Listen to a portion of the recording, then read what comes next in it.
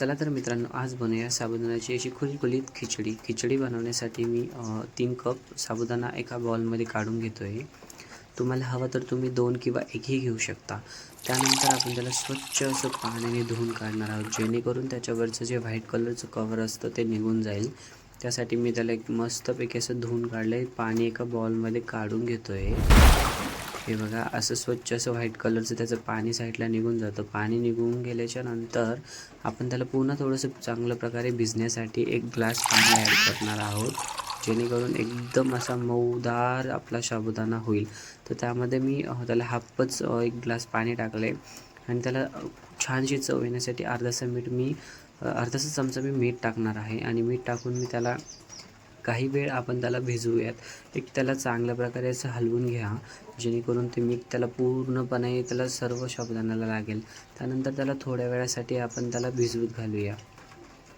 साबुदाणा भिजेपर्यंत आपण 2 बटाटे घेऊ आणि त्याला उकडण्यासाठी एका बाउलमध्ये टाकून देऊ. तर मी एक पातेलं छोटंसं घेतलं आहे, त्यामध्ये आपण एक करून 2 बटाटे टाकले. तुम्हाला हवे तर तुम्ही आणखी पण घालू शकता. त्यामध्ये 1 ग्लास पाणी टाकले आणि ते मी आता उकडण्यासाठी गॅसवर ठेवतो आहे. तोपर्यंत आपण आता मिरची कट करून घेऊया, जेणे की आपण साबुदाण्याला लागणार आहे.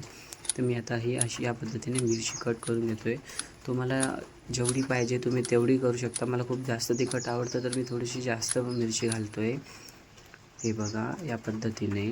आणि आपले बटाटे उकडून रेडी आहे की नाही ते बघितलं आहे मी. आता आपण त्याची अशी या पद्धतीने साल काढून घेऊया, जेणेकरून ते असे छानसे दिसतील. हे बघा. आणि त्याला आपण आता छोट्याशा आकारामध्ये कट करून घ्या. तुम्हाला जसे हवेत तुम्ही तसे करू शकता. मला असे आवडतात, मी असे कट करतो आहे. हे बघा, या पद्धतीने आपण असे छान असे बटाटे कट करून घेतलेत. ओके, आपले बटाटे कट करून झालेत या पद्धतीने. आता आपण चला बनवण्याची तयारी करू. गॅसवर कढाई ठेवून घेतली. एकदम छान पद्धतीने कढाई तापलेली आहे. आपण सर्वात अगोदर थोडेसे शेंगदाणे भाजून घेऊया. 1 बाउल मी शेंगदाणे त्यामध्ये भाजून घेतो आहे. तुम्हाला जेवढे हवे तुम्ही क्वांटिटी तुम्ही घ्या. मला जास्त आवडतात, मी जास्त घेतो आहे. आणि थोडेसे लालसर झाले एका प्लेटमध्ये काढून घेऊया. हे बघा, आता मी तुम्हाला दाखवतो. हे बघ, थोडेसे लालसर आणि नॉर्मलचे काळे झालेले आहेत. आणि आपण आता त्याची वरची साल अशी एकदम छान अशा पद्धतीने काढून घेऊया. त्याला आपण हातावरही काढू शकतो. व ते शेंगदाणे मी असे मिक्सरमधून असे थोडेसे जाडसर काढून घेतले. मला थोडेसे जाडसर खूप आवडतात, तुम्ही पण त्या पद्धतीने ट्राय करा.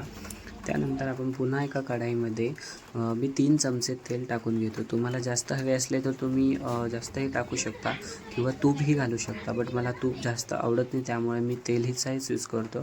त्यात आपण आता काटलेली मिरची टाकून घेऊ. मी थोडीशी जास्त घातली कारण की मला जास्त आवडते. ती या पद्धतीने थोडीशी लालसर होईपर्यंत आपण तशीच त्याला गरम करून घेऊयात. खूप असे छान छान पद्धतीने अशी गरम झाली आहे बघा. असं तेल तडतडतं आहे. त्याला थोडंसं हलवून घेतलं.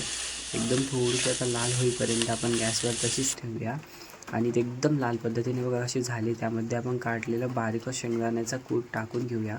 आणि कूट ही पूर्णपणे असं थोडंसं लाल होईपर्यंत आपण त्याला तसंच हलवत राहूया.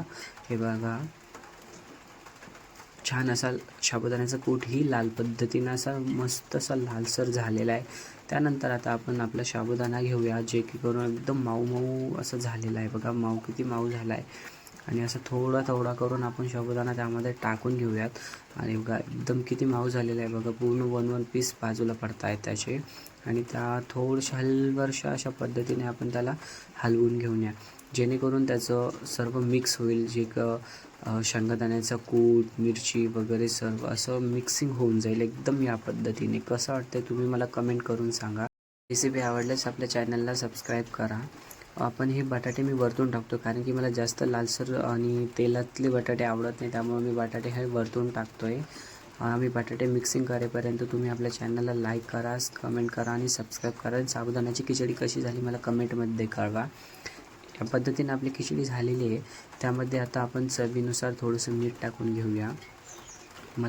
तुम्ही मीठ तुमच्या चवीनुसारही टाकू शकता, तुम्हाला जसं आवडत असेल तसं. मी या पद्धतीने 3 चमचे त्यामध्ये ॲड केलेले, कारण की ऑलरेडी मी पहिले भिजत घातलेलं होतं त्यामध्ये, तेव्हाही टाकलेलं होतं. आता मी 3 चमचे टाकले. त्यानंतर थोडंसं हलवून घेऊया.